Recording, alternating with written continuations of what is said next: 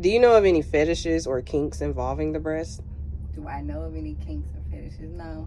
Okay. Would you like to learn more about some? Sure. It seems like they could use a little information when it comes to that. So, are there some fetishes or kinks that you would like to share that do involve the breast? Oh yeah, definitely. When it comes to kink, all the listeners are like, yes. They're like, Wilford Beyond said that kink is the thinking man's sex. Kink is any deviation from what you think is normal sexual behavior. And the person I was with left me for a dom, or left me and our partner for a dom. And I had no idea what a dom was. I thought dom was the person's name. I was like, what's a dom? I'm kicking Dom's ass when I see him. You know what I'm saying? There's other people who use their breasts to smother people. I mean, there's people who die every year from having sex. So they'd be like, a girl is so good. She killing people up around here. So if it's worth doing, worth exploring, right, then we should take the time to actually do it right and make sure that we're healthy enough to engage in these types of activities, make sure that we're doing the right way, and then going from there. So there's lots of ways that you can kind of play with breasts and have a good time. You get an audience, you get an audience, you get. Everybody gets an audience. There's also a thing called taboo. I've never thought of that in my life. Your input, lingerie or no lingerie? I feel like that was philosophical. Are there any things in the world of kinks that only involves areolas? Well, now I know some other things that could be tried.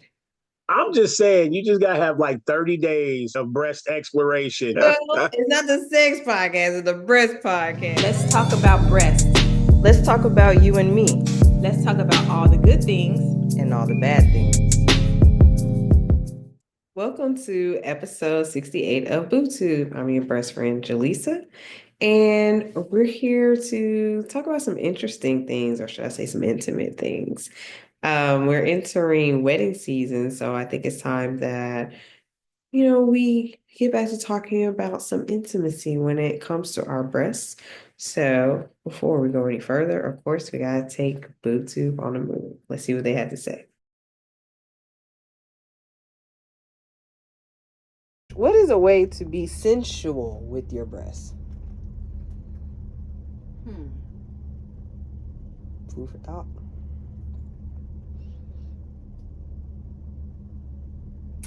Paying attention to touch. Okay. And temperatures. Okay. Do you know of any fetishes or kinks involving the breasts? Yes. Okay. Do you know of any fetishes or kinks involving the breast? Do I know of any kinks or fetishes? No. Okay. Would you like to learn more about some? Sure. Yeah. Let me find out. Okay. Okay, so it seems like from our Boots on the Move guest that we could get a little information regarding this topic. So of course I had to call an expert, and we're going to see exactly how we can incorporate intimacy and sensuality when it comes to our breasts. So let's see what our guest has to say. Okay, so joining BooTube today, we have Guru Orpheus Black, who is an expert in kink, alternative lifestyle, and intimacy. So welcome to the tube. Hey, thank you for having me. Where's the applause? I need to like the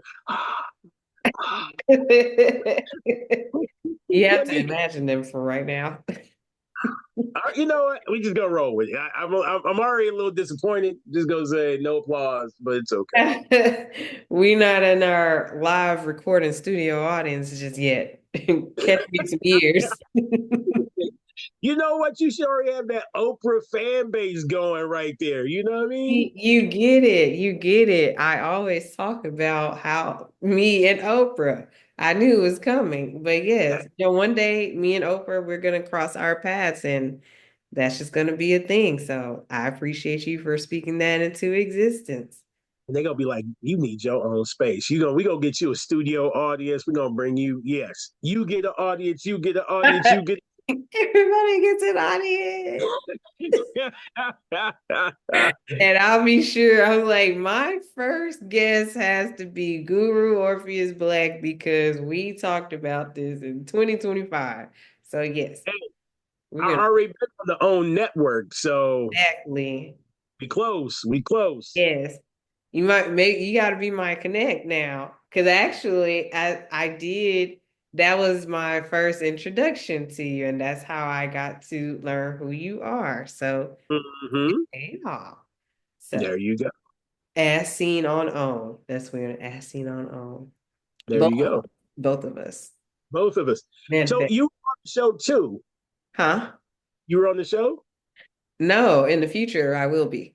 Oh, I was like, you were on the show? I don't remember you being on the show. No, Okay. I'm saying in the future I'll be on OWN for Oh, some. We're gonna have that live recording studio audience in the future. You're gonna be my mm, first guest. That's what it's gonna be. got you. All right. All right. I'm ready. All I'm right. ready for all the juicy questions. Well, first, this one doesn't have as much juice, but can you share who you are, what you do, how you got to become this expert? Yes, yes. Well, first of all, my name is Orpheus Black, and I have been in the lifestyle of polyamory Hmm. or ethical non-monogamy for 30 years. Hmm. I've been a professional dominant and kink coach for 25. And I'm a three-time leather title holder in the leather community. I've got two lifetime achievement awards within the framework of kink, and I've probably got over 10 to 15 awards in lifestyle, kink, and intimacy. Okay. And what made you get into this area of expertise? Well, kink is just so welcoming of Black people. So uh, it's just open. No, I was poly, and the person I was with left me for a dom, or left me and our partner for a dom, and I had no idea what a dom was. I thought dom was the person's name. I was like, "What's a dom?" I'm kicking Dom's ass when I see him. You know what I'm saying? Where's Dominic? Is it Where's Dominic? Dom? Is Dom? Well, Dominion. exactly. Black people, we'll name our kids some Demarius. You know what I'm saying? Right. Demarion. Yeah, exactly. So she went with that guy, and when that didn't work out, uh, she came back to us and talked to us and said, "Hey, I want to introduce you to this thing." And she walked us into the kink lifestyle in Hollywood. Mhm. And really, the first thing I noticed about it was what's funny is she's right here about to walk in. Oh no, that's the other one. I'm telling. I was telling the story of Dawn in the thing, and I thought she was coming over. Anyway, uh, she walked us into Hollywood, and the first thing that me and my partner noticed is that we didn't feel awkward. We felt right at home. We felt like this was a great place, and we just kind of moved forward from there. So we were probably the only Black people in the entire establishment, and yet and still we felt like we found our calling. And so we've just never left. We just continued to live that lifestyle, and maybe 20 plus years later, we're still here. Well, that is great to hear. That's a great success story, after being left for Dom and not knowing who Dom was. How that just turned around for you for the better. Absolutely. Okay. So, of course, like I said, we focus primarily on the breast. And one of the questions that I did ask some of the ladies on BoobTube on the Move in that segment was if they know of any fetishes or kinks involving the breast. And Mm. it seems like they could use a little information when it comes to that. So, are there some fetishes or kinks that you would like to share that do involve the breast? Oh, yeah, definitely. When it comes to kink, it's either active or passive, meaning, am I doing something to someone or is someone doing something to me? Mhm. So, the person who's receiving is often called the sub or bottom. The person who is giving is often referred to as the top or dominant. Mhm. So, if you're a sub, you might want to have your breasts, pinched or pulled, or you might want to use different clips or different ties to bind them. Pressure on the breasts themselves can build sexual tension as the breasts are the nerves in the breast also connect directly to the labia and clitoris. That's why when you feel stimulus in the nipples, you also feel an engorgement of blood flowing to the labia minora and majora, right? So while a lot of people think that sometimes this rough breast play can be painful or even torturous, under the right amount of stimulation, it can actually be pretty tantalizing. It can provide flow to that area that another person otherwise might not get.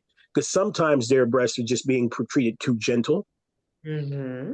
So a vigorous massaging, with some firmness, sometimes force, sometimes a little bit of pain in that area can really trigger some arousal. So some people might want to receive that.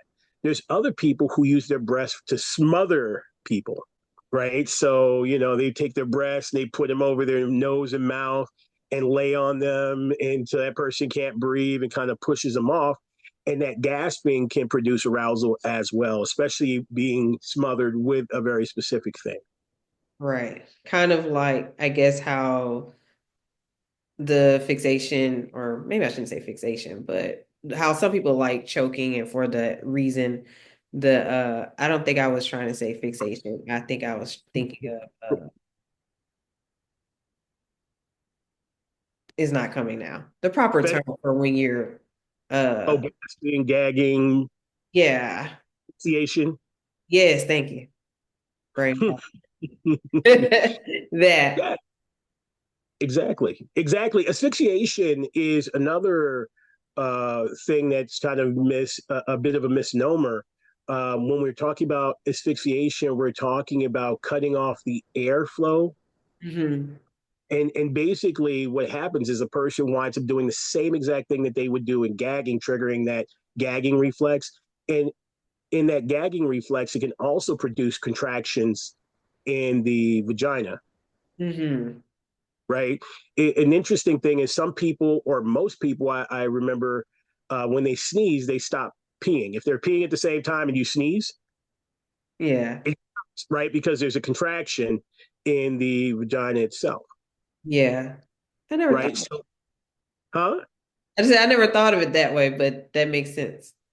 Yeah. So same thing. If a person sneezes, they literally the same process as if you were gagging produces the same muscular response in the same way. This is why some people get turned on by getting gagged when they go down on the penis, or sometimes they'll play with their gag reflex with a toothbrush, right?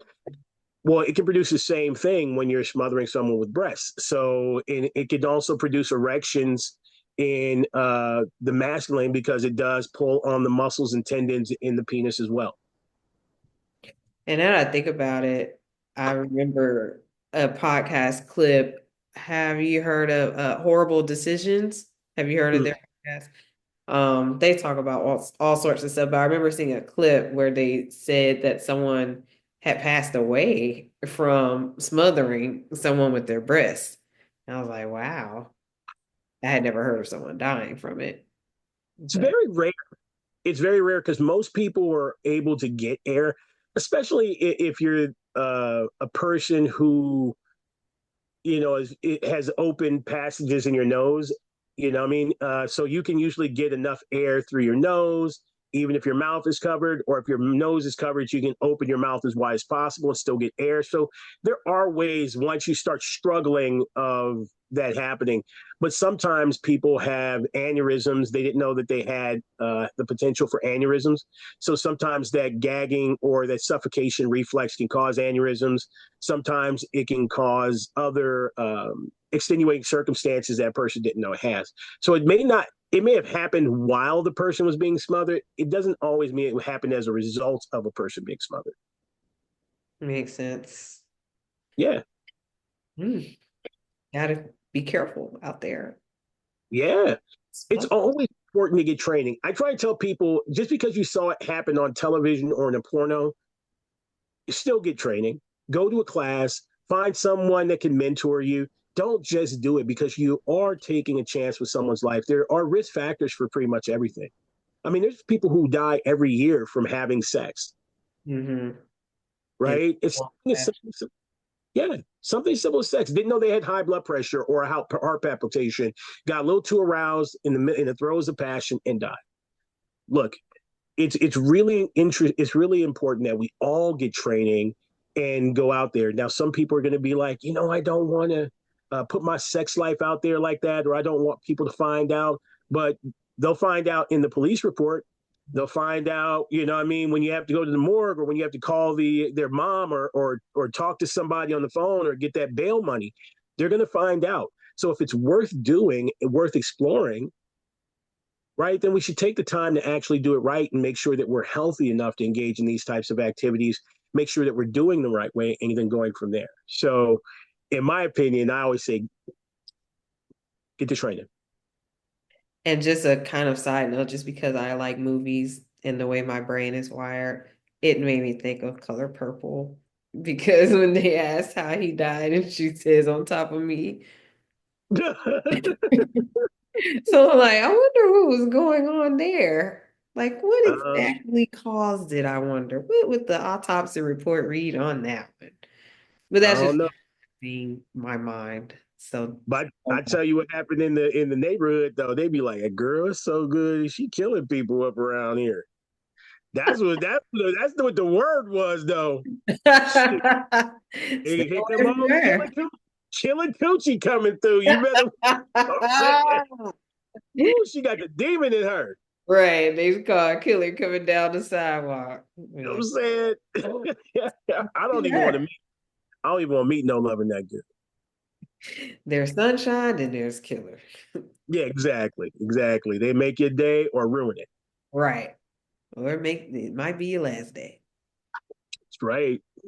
Um, and so those are the two primary ones. There's also breast worship, where people are so infatuated with breasts, where they want to just worship it and they want to kiss it and love it and put oils on it and massage it and really do all kinds of give them like this kind of ritualistic integration. These people are. It's the same thing as cock worship. Can we use that language on your show? Yes, it's okay. It's nothing crazy. Okay. There's like cock worship and there's like ass worship, but there's also breast worship. Right. And so some people in that and a person can say, be in an authoritarian position, say, "Hey, worship my breasts." Boom. Or they can just sit back and allow someone else to worship their breasts. Mm. Right? Breast bondage is another thing that people do specifically to tying the breasts, um, which is a very fun one. Yes. Oh, with any special rope or anything? No, they just need to know how to do it safely. Okay. So what type of pleasure comes from the breast bondage? And is it pleasuring the receiver or the giver or both? Depends on if both of them are into it. Okay. Right. So some people enjoy having being bound tightly. So if you can imagine um, when the blood is flowing to the breast and they're engorged, if you tie them, the blood stays in that area. The nipples stay engorged, the areolas stay inflamed, the sensitivity stays in that area. So Okay. you're localizing the sensitivity in that area. Got it. Right. Yeah. So another thing too is if you have someone with really, really large breasts and you want to manipulate them, you can also use the middle part of it so you can pull the breast while you're having sex. Now you got handles that you can pull on both sides. The real love handles. There you go. Right. Because sometimes, some people are so big that they just go to this side, one go to this side, and they like, platforms on the side, like nipple platforms, and Okay. nothing's happening. But if you can bring them into play and get some nice motion going, you can pull them, you can bring them to you, Okay. right? Handles to be able to manipulate them a little bit better. That's great. Also, when you're doing maybe like doggy style or something like that, and you have a whole harness, you can pull the back of it and still put pressure on the breast as well. So they're still getting sensation. Got it. Yeah. So there's so many different things. You can cup nipples. You can do fire cupping on nipples. Fire cupping. Now, when you say Yes. cupping, is it like, are you talking about regular cupping that you might see from a masseuse or something? Okay, Absolutely. and fire cupping means what? That they're heated? No, so fire cupping is how cupping used to be before the machines came into it. Okay. So now they use suction, right? But before you use fire to suck all the air out before you put it down, and they created a vacuum which pulled whatever it is into it, whatever the surface is. So I do it the old fashioned way. It's called gua sha, and I take a torch and I put the fire in there, right, and it pulls, literally sucks the nipple into the glass, so you're getting that constant sucking sensation. So even when I'm doing other things, that person's still receiving that nipple stimulation. You know what's crazy? I was gonna say, I was like, when I said, do you heat it up? And I was like, well, are you using like a torch? And in my head, I'm like, might be kind of crazy. And then you said torch. I was like, oh, I guess my mind wasn't too far off at all. Yeah, you, Yeah, you, you go, you there. torch. That is cool. Yeah. I'm loving the information for sure because just when you think you know something, you're like, oh wait, but there's more. So, Oh yeah. I've done everything from horns to shot cups to um like trumpets, huh? horns, like trumpets or something. No, horns like off like Oh, horns. okay. See, this time my mind was somewhere else. It wasn't right. Okay, horns. Gotcha. Yeah. And you because the original cups before people had ceramic cups, they had horns. They used to drink out of horns, right? So I could take those, and now the girls got two big horns on their breasts. And again, it gives this sucking sensation where it's constantly pulling at the nipple, bringing blood to the areolas and the nipples, so they become really sensitive. So Okay. it's really good, especially for people who have lactation fetish, Uh-huh. I heard right? about that. Yeah. You So have you can about you can that. start that sucking process of getting the milk flowing. You Mhm. can also for people who don't have a lot of sensitivity in their nipples, this can help bring sensitize the area. So there's lots of ways that you can kind of play with breasts and have a good time. Okay. Okay. I like that. So when it comes to the worshiping, trying to make sure I have all the terminology correct. When it comes Mm-hmm. to the worshiping, that seemed like more of a way to be sensual than some of Mm-hmm. the other ways that you mentioned. Mm-hmm. Those are a little more kink side, right? Yeah, and all of it can be sensual. It just depends on what you're into. Yeah. So, well, this will be some very good information for the newlyweds for sure. Because, like, well, what can we do that's new now? And it's Yeah. like, I can just see the cups and fire cups. right. Like you said, do your research first, please. We don't want to be the cause of any of these sexual deaths. Then we want you to, again, my brain's going to a movie again. Have you seen 300? Of course. Rise of an Empire? Yeah.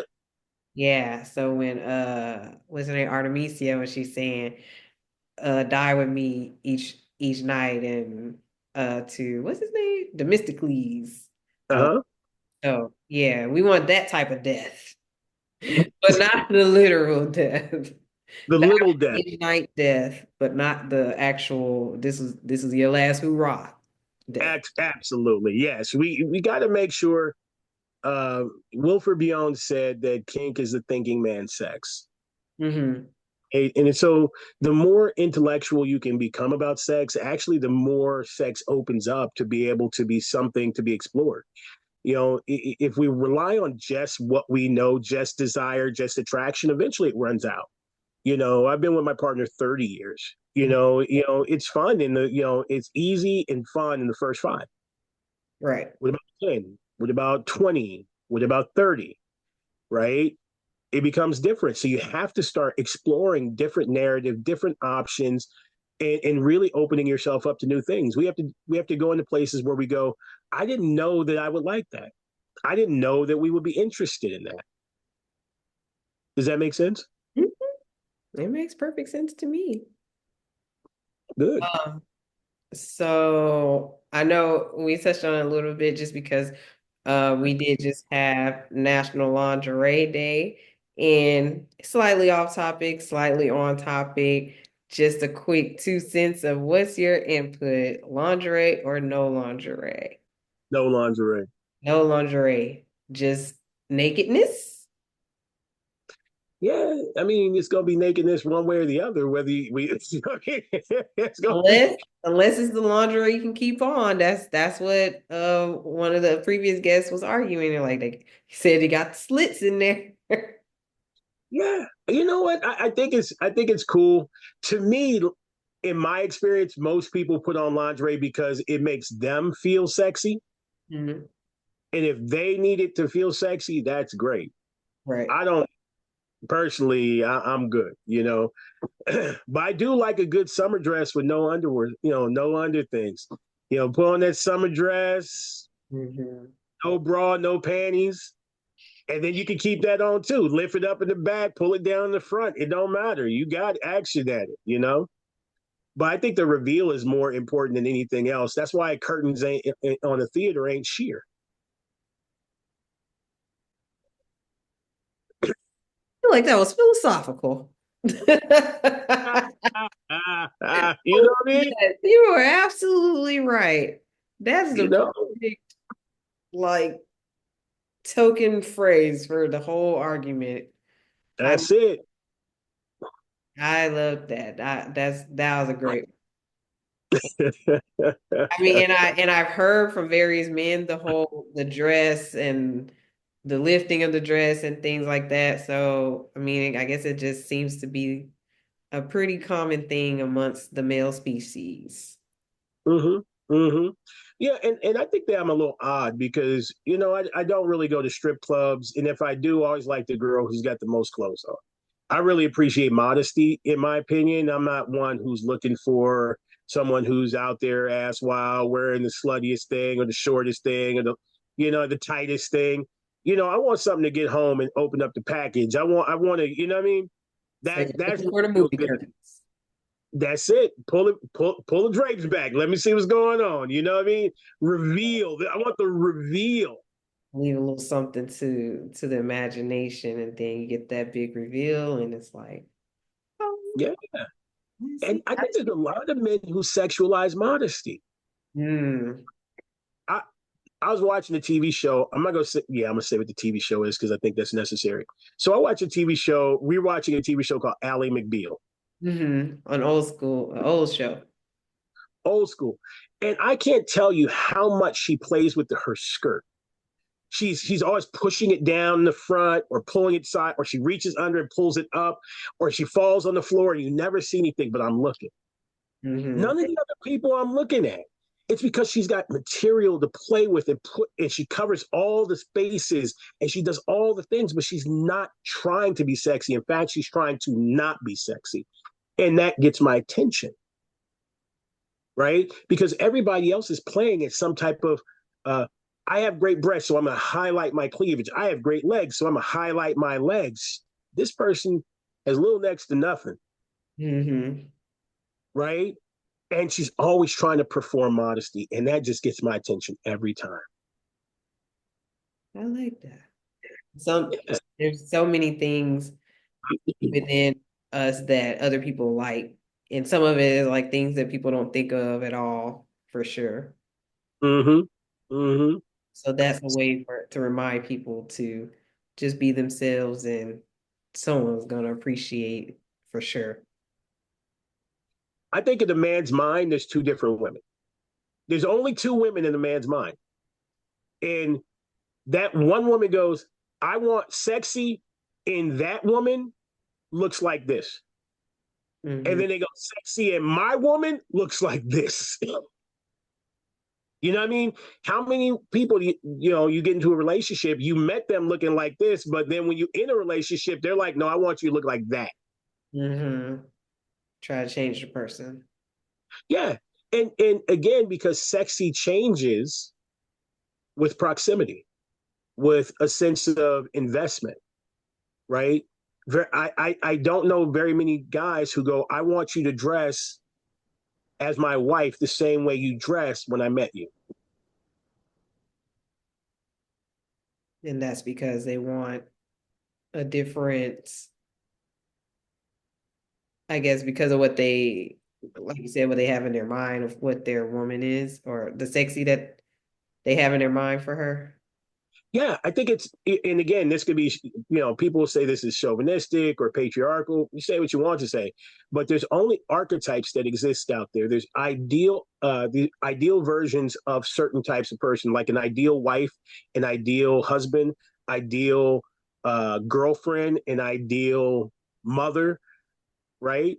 And Mhm. so when a person moves from one ideal to another, when you're the ideal hookup, when you're the ideal first date, one night stand, you're the ideal first date, you're the ideal fiance, you're the ideal wife, you're the ideal mother. Each ideal has a different wardrobe in his psyche. Whether somebody wants to play into it or not, he still has that ideal. Makes sense. Right? As the investment increases, his idea of what sexy is according to that ideal more than likely will change. Right? So I think in that lingerie conversation, lingerie or shirt or nothing, Mm-hmm. who are we talking about? True. Right? Do I have an attachment to this person? It's a one night stand. Because if it's a one night stand and she got that lingerie on, that might do it for me. Right. If it's my wife, I'm like, why you got the lingerie on? You got to get the kids next door. What if we got to run out of here? You know what I mean? Like, Yeah. get that bathrobe on and just flip him up in the back, or just open him up like this. Yeah.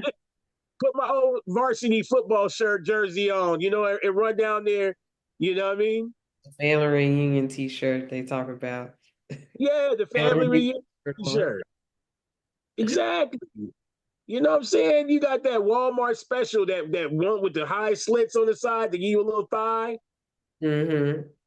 Because I think that as a person who's been in a relationship for a long time, I don't want to see you doing sexy. I want you just being you. Right. And you find Right? it. Right. I was just saying you see the sexy in that. Like you find the sexy in that. Absolutely, because you got to see it every day, and I think every woman I've dated has had that. Let me just throw this on and walk down there real quick. Outfit. I think that at least most of the women I've dated have always had a something that they throw on to go do something. Like they have that shirt and they're like, I'm just gonna run to the kitchen real quick and make us something to eat. Boom. They got something like a shirt that they put on and they go. House dress. Yeah, exactly. Or I'm gonna grab something out the mailbox real quick. You know what I mean? They put on that thing. Mm-hmm. That's kind of like what I see in my mind. So I'm gonna just throw on this lingerie and go in there. That's something you kind of do when you knew. Mm-hmm. Right? So it's a little different. I think that's an interesting conversation. Yeah, and I can see it. I mean, even from conversations that have been had previously on BoobTube, it was just like the lingerie is appreciated by the man in pretty much all the cases, but some appreciate it more than others, and sometimes the lingerie is just for the man because some men like lingerie, and sometimes it's for the woman because she feels like, she's feeling herself in the lingerie and she wants to share that with him. So it's kind of just, I mean, it always is a shared experience, but it's like sometimes it's for her, sometimes it's for him, and it can And be that's really it can be important. true. And that's really important because in kink, we make sure we define our roles. Mm-hmm. Right. So, like, are we doing this for you or are you doing this for me? Because if it's for me, go put on that shirt. If you're doing this for you, put on the lingerie. Right, exactly. You know what I mean? That works for me. Or somebody might say the exact opposite. If you want to turn me on, put on that lingerie. Mm-hmm. Right. And if she like, for me, I feel most comfortable in this shirt, and this was what makes me feel good. Right. Right. But we have to define this kind of idea that this is for either for you or for me. And that way people don't get disappointed because, like Marquis de Sade said, pleasure can't be shared in the same way pain can. Another gem that you're dropping there. Yet another. And if you really think about it, it's true. I mean, how many people have anxiety about this thing that we're going to come at the same time, or we're going to climax at the same time? We should both be doing this, as opposed to, how about we just take care of you? We're gonna knock this out. We're gonna make sure that you get everything that you need out of this. Because I know when we done, I'm gonna get me. You gonna take care of me. Right. Right. And sometimes somebody gotta be able to sit back and say, hey, I need to be taken care of. Can you get me now? And then we'll make it about you later. Right? Experience. Sharing is caring. Hey man, I'm telling you, if you said your favorite thing is chocolate ice cream from this place, and you like, we gonna go get it, and then we get you that ice cream, we sitting there and I'm licking on it too, and I'm trying to get on it too, you're gonna be like, hey, this ain't the experience I was looking for. I wanted my ice cream to eat it in my way at my speed. Right. So I can just sit back and enjoy this, not where you got your face on my ice cream and you take it out of my cup. Right. Right. Own ice so that makes it, huh? I say get your own ice cream. It's our own ice cream. So and so sex wise, sometimes we gotta be like, what's gonna feel real good is for me to just lay back and receive. I just want to lay back and just feel taken care of. Like, I don't want to feel no stress, no nothing. I just want to have that right now. Right. And that's okay to be it's like, it's not selfish, it's self-sufficient. You're requesting exactly what you need from the person that you need to request it from. Right. Knowing that your partner will get you back. I'll do this for you today, and I know that you'll take care of me later on, tomorrow. You won't forget about me. Right. What are your thoughts and feelings? What are my thoughts on it? Oh, I mean, I agree with you. I feel it's taking turns essentially, and especially if you have a partner, then like, hey, next time it's you, next time it's me, or it doesn't even have to be just taking turns, because it could be one person 2 times in a row that needs a little receiving, need to feel pleasure and taken care of, and then the next time that if it's you asking, like, all right, now I want some of that, and then you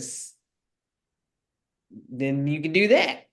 So I mean, I definitely agree that it can be like, that's what I mean when I'm saying a shared experience. Like, it's not one-sided in any form or fashion, and even that, like, if it's just one person wanting to feel taken care of, that's not a one-sided thing, because again, it's going to be reciprocated when it gets reciprocated. Yeah, you're delaying gratification. Right. Right. It's not you're not surrendering gratification, you're just delaying it. You feel what I'm saying? Yeah. Right. Like that. Delayed gratification. I had a partner when I was young, came over for dinner, and she was like, when was the last time you had an orgasm? I was like, that was an odd question. Right. I'm like, it's been a minute. So she's like, come on in back, I'm gonna take care of you. Boom. Took care of me. I was like, damn. She's like, so let's go eat.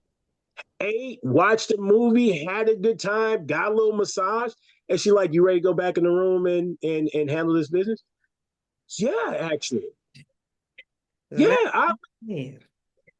round 2. A few hours had passed. I got my electrolytes in. I got some sustenance in. Watched, we'd have connected, right? And it felt good because she's like, I know you're gonna take care of me anyway, and because if we would just jump to it, I might have had, I might not have been able to go as long as she needed because it's so long. I was built up. Right. She's like, we're gonna take care of the build up. We're gonna get the new stuff going. We're gonna get the new mix, the new serum. She was strategic. Yeah. I was a young man when that happened. Well, I wasn't even a young man. I was a young boy back then. But but I learned something that day that you can be a generous lover and if you can, people will feel grateful for it. Mm-hmm. You know. That's good. I'm glad you had that experience. Likewise, likewise. May many more people have similar experiences for sure. I gotta tell you, sometimes it's like talking to a school teacher over there. You like just so proper and just so you like, yeah. And so let everybody have they moment in the sun. I'm over talking about cock and ball worship. I'm talking about, you know what I mean? You like, mm-hmm. There you go. You have your little life, okay? I am loving the conversation because I feel like there's so much information and such great insight. So I don't know the school teacher I'm giving off, but I'm enjoying it. Okay, all right. Yes, I'm I'm just, enjoying it a lot. I'm just saying, you're like, you just I'm proper. I mean, I so get proper, that a lot, but huh? I say I get that a lot about being proper, but I mean, I'm very relaxed and stuff too. This is just me. You say I'm over here talking about movies every conversation. But you didn't reference no dirty movies. Like you ain't giving me the Oh, dirty. You ain't giving me like vibes like you like I'm over talking about dungeons and finishing off, and then you go like the color purple in the color purple. Let me tell you, I'm like, really? Like, ain't this um, the sex podcast? well, it's not the sex podcast, it's the breast podcast. But I mean, they did reference that the reference I made for 300 Rise of the Empire, that was um mentioning some porn stuff I saw. So Okay, that was the closest I so got. But as far just as anything like that that's relatable, I don't know. The first thing I could think of, I guess, when it comes to the big screens is just them icing the nipples, of course, to give them that erect look on the screen. But I can't think of like no specific movie or anything is coming to mind when it comes to well, you that. got to reference your own life. Then you gonna have to pull some stories out. We want to know. Show us you relate. Pull some stories out. I can't say that I've had. I'm trying to relate it to some of the things that you mentioned. I don't think that any of the kinks I've experienced, but they do make sense. And I could understand, as you described them, I could understand how that can be a thing. When you mentioned the tying the breasts together, I did think about a conversation with a client before that was about lingerie and still wanting her breasts to sit up while she's having sex. And so I thought about that and I was like, oh, that could be something that could be useful for her. And as far as me, I feel like, All the um, listeners are like, yes. They're like, I feel like I haven't had anyone like try to smother themselves per se, but like I don't know, not smother themselves. I don't think they were like necessarily into the smothering, but just like that heavy devouring of it. And because like I do have large breasts, so that means that it's gonna like take up the whole head, face, and that was the most relatable thing I had to what you were saying. Of course, I hadn't tried the cupping with the torches and all of that. But I think that I guess from my experience, most of it has just been more like sensual stuff. But now I know some other things that could be tried.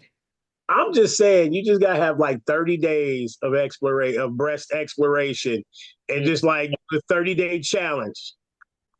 So I did come up with it's called BooTube After Dark. So it's like a set of is a card game or not necessarily a game, but it's some sex cards essentially, so that people can learn different ways that they can incorporate their breasts because a lot of people do leave their breasts out when it comes to intimate situations.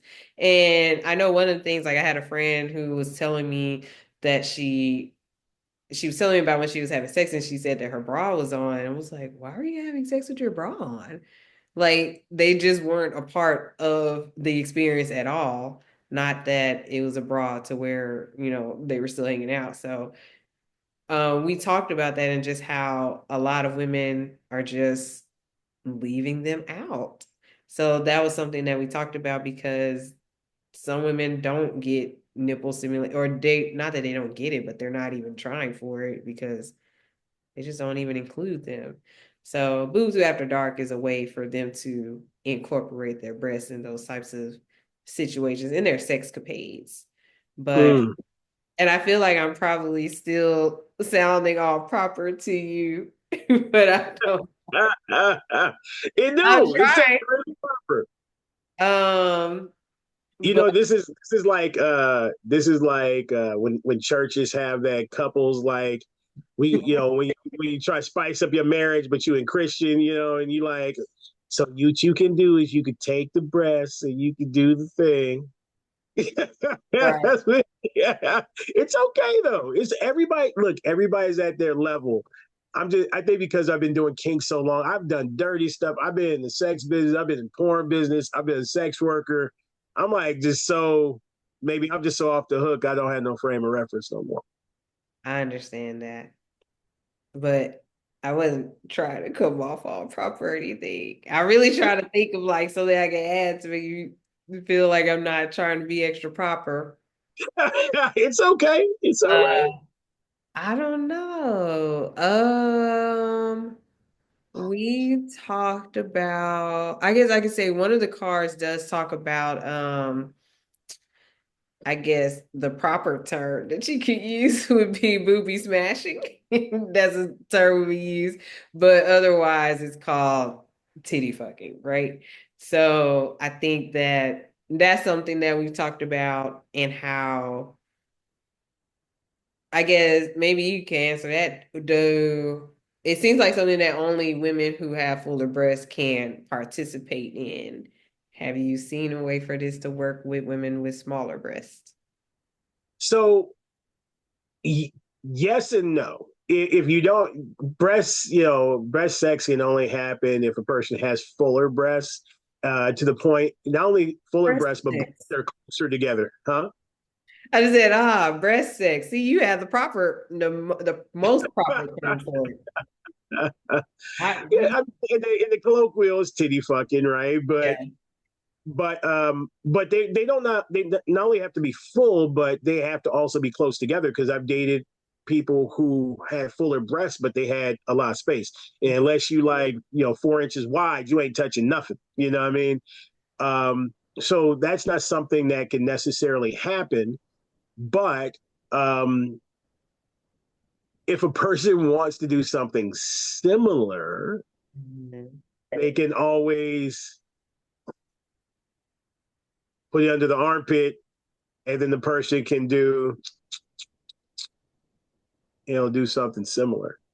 And then they still have a piece of the breast tissue as part of it. Breast, exactly. If they need to do something like that, and really, um, this type of sex was often used by people who either were not supposed to be having vaginal sex, like to break the hymen was to be discarded, or prostitutes who were on their period, or it may be an issue, and so they would allow people to do other things, us, because anal in Catholic and Christian places is a sin, to some extent, or they just couldn't do it for some reason. So this was a workaround for many people to be able to say, okay, well, we'll do this because you're still dealing with sexual organ. But for some people who were in that same position, hand jobs were one, but some people needed a little bit more, force, a little bit more round. So lube up the armpit, put it in there, and then you can control how much pressure is there. They can grab you. They can still grab the sides. They can still, front or back, whatever feels good. Hmm. I've never thought of that in my life. Yeah, I haven't, but again, it's educational. That, like I said, it was so much that I was learning from this, and thinking about incorporating the armpit would never have crossed my mind. I just thought either you have the breast for breast sex or you don't. Yeah, no, there's 50 million different ways. There's also people who will have sex because they have a leg fetish and they'll just put it between the thighs Mm-hmm. and have sex with the person between their thighs. There's people who have uh, a, a butt fetish and they'll just slide between the cheeks and never make actual penetration, and that's something for them.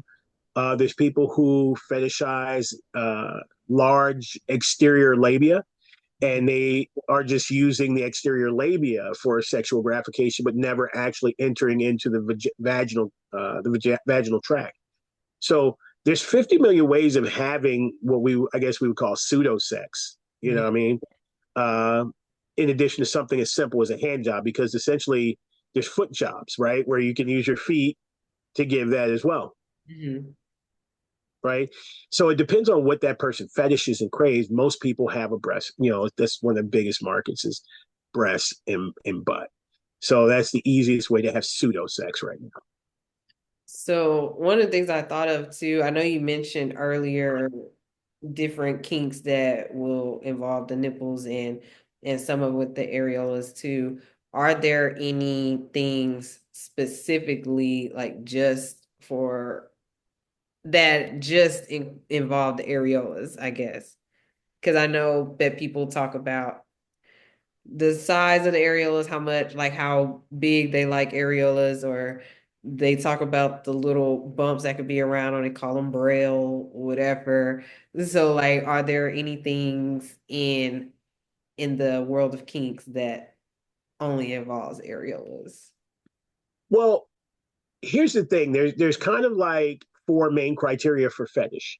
Mhm. Okay. So the first one is looking at fetish as in the uh, magic tradition. So the term fetish was actually coined from when the Portuguese would go to Africa. Black Africans would try to sell them these fetishes. Mhm. It was like an amulet or a doll or something, and it would either make you feel strong and powerful, make you feel weak, or transform you. Hmm. Right. So three of the main things are a fetish either makes you feel strong. So it's like when I put on these boots, I feel sexy, I feel empowered, I feel like outgoing. That's a criteria for a fetish, right? Or someone might put on a collar, like a collar and maybe a blindfold or something like that, and feel weak, feel submissive, right? Or somebody might put on cat ears and feel like a cat, feel like a feline, or they put on their leopard bodysuit and they feel very, very cat-like, right? All these are criteria for fetish, right? The last one is that a thing provides a certain type of orgasm or arousal that you couldn't get any other way. So people who enjoy feet, they can still have normal sex. They can still have anal, vaginal, and have an orgasm. Mhm. But having intercourse with feet gives them a certain type of orgasm that they wouldn't be able to get any other way. Right. Right. So a person who fetishizes breasts may have breast sex and get a type of orgasm that they wouldn't be able to get in the vagina. Understandable. Does that make sense? All the sense, actually. Right. So when we talk about fetishes, everything can be a fetish. So the areolas, licking the areolas, for a person who fetishizes areolas, that's giving them a type of arousal Mhm. that they can't get any other way. Right. So that's when we start talking about fetish. Now, we could say um, kink is any deviation from what you think is normal sexual behavior. So you're going, hey, the way I want to interact with these areolas is kind of not what the norm is. Okay. It's kinky. So if you're sexualizing the bumps, the braille, if you like to feel on your tongue or underneath your fingers, right? That can be kinky. It may not have a specific nomenclature for it yet, because it will, but people are into it. I tend to like, very ombre areolas that get They're lighter, actually very light. I like very light areolas. Some people like very dark areolas, right? And there's a certain turn on that I can get when I see lighter areolas than I would if a person had darker ones. Right. So there's a hint of a fetish there. Does that make sense? Again, perfect sense. Right. So as we're playing with these things, it's kind of good to kind of what we call in Buddhism to witness yourself. Mm-hmm. Like take your person's body and say, is there a part of their body that gives me a certain type of charge that I wouldn't get any other way? Mm-hmm. Right? When I'm on their neck, when I'm kissing their ear, when I'm on their shoulder, when I'm holding their hand, when I'm putting their nipple in them, when I'm exploring their areola, where I'm under their cup of their breast, their belly button, their thighs, their weight, their cheeks, their butt, their anus, their feet, their toes. And if any of those start to kind of make you feel a certain way, like you hit it does something to you, that might be something to think about and play with. Right. Right? Then have them do the same thing to you. Is it your ears, your neck, your lips, your clavicle, your shoulders, your arms, your pecs, your belly button? Is there a certain part other than your penis or vagina, right, that gives you a certain type of turn on? That's fetish. That's the inklings that there may be a fetish. Okay. That's something that's definitely good for the newlyweds to explore, but anyone to explore like the discovery of fetishes. I like that because Yeah. some people might, of course, well, one, I love that you're thorough with everything in your definitions and explanations because they're they might seem like simple terms, but I feel like a lot of people, well, we know a lot of people misuse terms and have definitions all in so many ways. And that's just in basic everyday language that we hear. But as far as when it comes to this, I feel like some people might look at this and think, oh, well, I thought of fetish as more of this before, or I thought of kink as more of that before. And I think that, I mean, I appreciate the thoroughness for those very reasons so that people can learn what these things are. But in just this last part right here, it's a way for people to be able to discover themselves and discover the fetishes that they may have once they, because there's a lot of things that people don't think about. And it's like they've never explored it. They never Right. explore it. So it's nothing they thought about. So now it's like if that it brings up the conversation to where they can start to think like, because even when you were saying it, I'm thinking like, what might some of my fetishes be and things like that. So Mm-hmm. I think that that's the way to do it. Yeah, and also think. I mean, so many. There's certain common ones that we don't even think about being a fetish, like hair pulling. Mm-hmm. Some people be like, "A girl when he pull my hair, that shit takes me over." Well, there's probably an inkling of a fetish there, Right. right? For some people, kissing. I know a couple women who can, start having minor orgasms just from a good kiss, Mm-hmm. right? And they can't have that same orgasm any other way. Mm-hmm. Right? So there's some inklings of that. There's also a thing called taboo.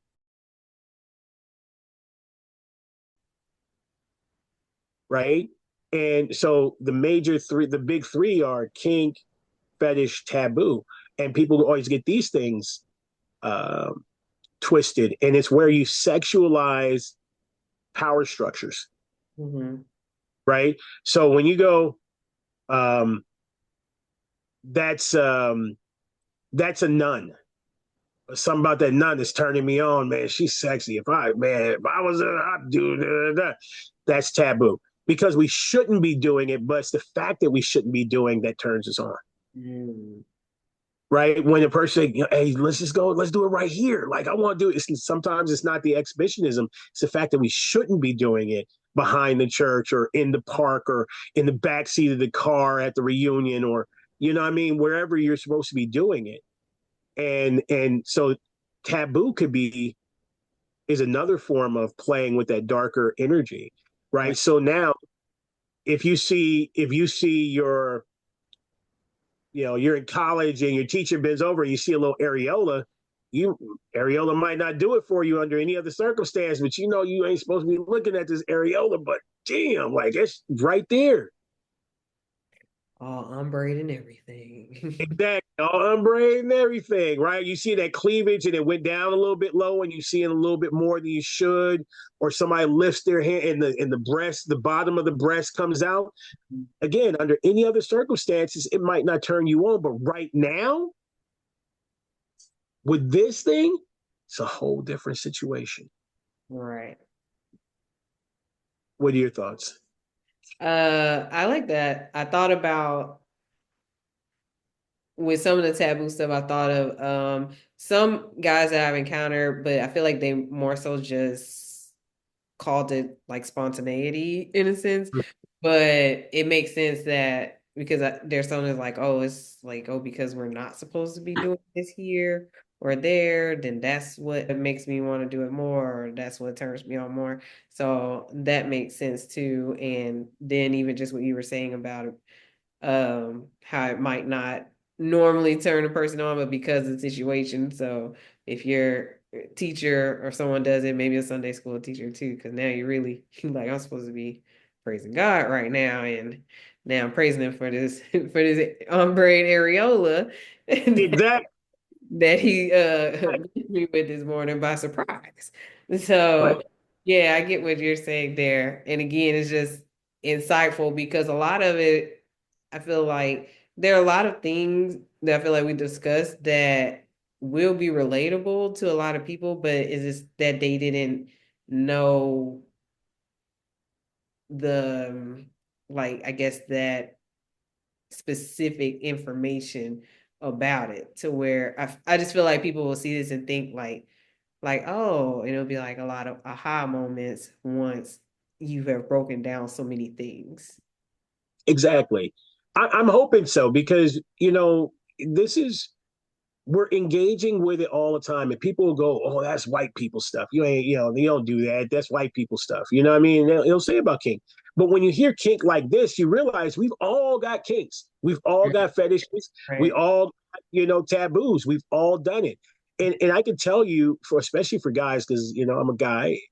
If you've ever been in a situation where you're sitting across from someone with a short skirt on and you're like trying not to look, but you're looking because if she open her legs, you'll see the panties. Part of that whole thing is you're not supposed to be looking. Yeah. But that's what's going to make it good because that's somebody else's girl. There's somebody else. But I do want to see, though. It's like, Exactly. gotta look. Because it's exactly. And it's going to give you a turn on. It's going to give you a thrill. And you can't get this thrill any other way. Right. Even going to a strip club ain't going to be the same as this. Mm-hmm. You know what I mean? So we have to examine those things, and then we can start playing with those things. Especially when I'm teaching women about how to arouse people in unconventional arousal. Imagine all the power that you can have when you realize that maybe you give a little shot when you didn't know. Maybe you show a little panty unexpectedly. It's all got to seem unintentional to keep that attention. Mm-hmm. Far too often, and I use, I'm using gender terms, men, the video games, the sports games, if they have more attention, those games and stuff have more attention than you do, you're slowly disconnecting. Mm-hmm. So we have to understand the psychology of arousal and leverage the psychology of arousal to keep our partner engaged. What are your thoughts about that? I agree. I mean, I didn't think about it so much as far as the disconnect. And I feel Mm-hmm. like you see a lot on social media too, where it shows the men being caught up in their video games, and then the woman comes in and distracts in front of video games, or not, might be a fail. But most of them succeed at getting them off by doing something sexual or initiating sex, essentially. So, but yeah, I guess if you can't do that, that is definitely a disconnect and probably the beginning of the end, possibly. Absolutely. Absolutely. And it's very interesting how Western women are a little bit different than, say, Eastern women, Mhm. right?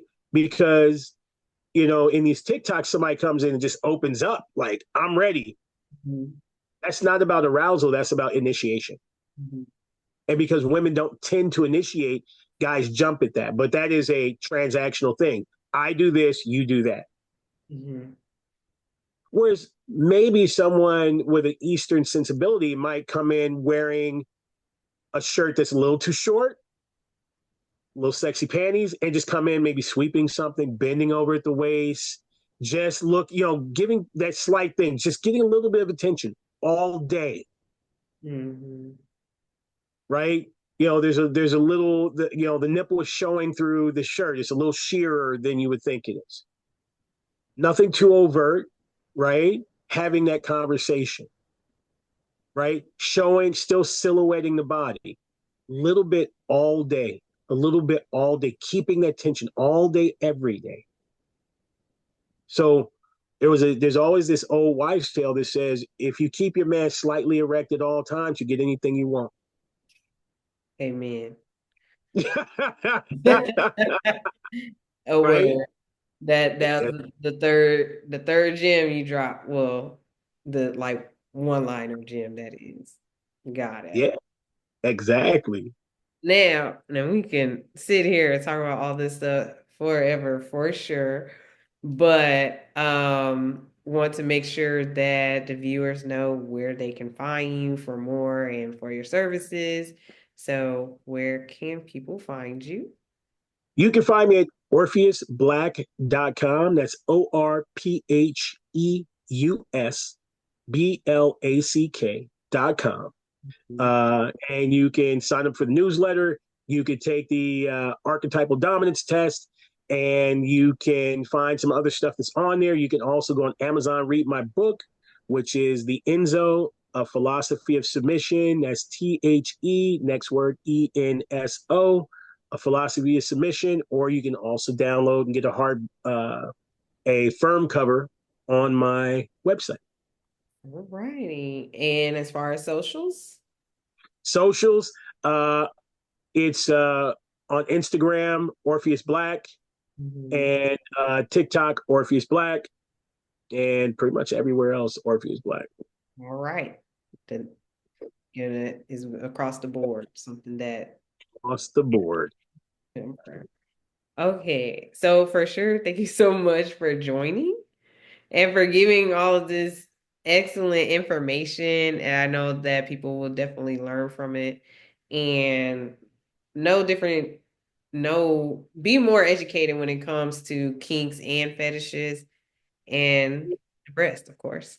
So I do appreciate that, and I'm excited for the viewers to see this again because it's so much great information. Mm, thank you so much. I appreciate you having me. Invite me back anytime. I'd love to see I will have to. I will definitely have to. Thank you. you, Faye. Thank you so much. You have a wonderful day. You as well. So I hope that you all enjoyed our guests just as much as I did. There was so much information and just, I don't know, it was very thorough and it was very interesting to learn about. So I hope that you all enjoyed that as well. So make sure that you go and check out Orpheus Black. I hope that you learned some really great information from this episode and especially our newlyweds, but definitely not limited just to newlyweds because everyone can use some of that information and apply it to their lives, and there are some topics there that can make you ask some questions about yourself. So we hope that you do that. Of course, don't forget to incorporate the boobs, and don't forget to try Boob Tube After Dark cards. You can find them on the website at boobtubepodcast.net. So don't forget to follow, like, comment, subscribe, everything. Keep the conversation flowing. And thank you again for continuing to join the Boob Tube and tuning in. Until next time, when we'll carry on with this conversation, as again, we're entering wedding season. So we might have some more good stuff for the newlyweds. Until next time, adios.